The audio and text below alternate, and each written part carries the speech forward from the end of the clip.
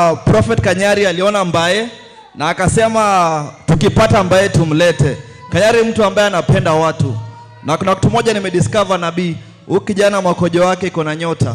Alikojolea Mosiria jana amenunua gari. Kwa hivyo tukimaliza mambo na mchango ako na nyota huyu kijana. Tutaangalia hiyo sasa. Jambo la pili, kuna huyu jamaa ambaye alirecord huyu kijana anaitwa Heri Tuchizi kuliko zishuke. Wanasema sura ni mbaya lakini roho ni safi. Roho ni safi. Huyu kijana nimempromise tutamfanyia harusi. Kwa hivyo kama hapa kuna wasichana wako wazimu 2 3 ambao hawajaolewa, ndugu yangu wana bibi, ungependa kuolewa na wazimu? Haya, anapenda wazimu sana.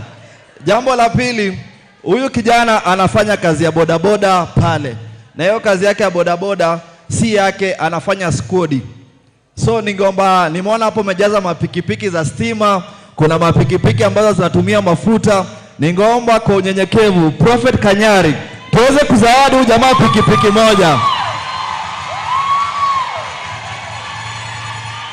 Apewe asipewe? Kanyari ni fire si fire? Mbae ni mbae si mbae? Apewe pikipiki asipewe? So Kanyari kusema kweli huyu ndo malaika ambaye alirekodi kijana. Unajua huyu hata simu yake ni ile alipa mdogo, hata leo hajalipa hiyo simu. Lakini kupitia you Destiny Helper tukaweza kujua Mbae kwa hawana gate. Mko na gate kwenyu? Hawana. Mko na choo kwenyu?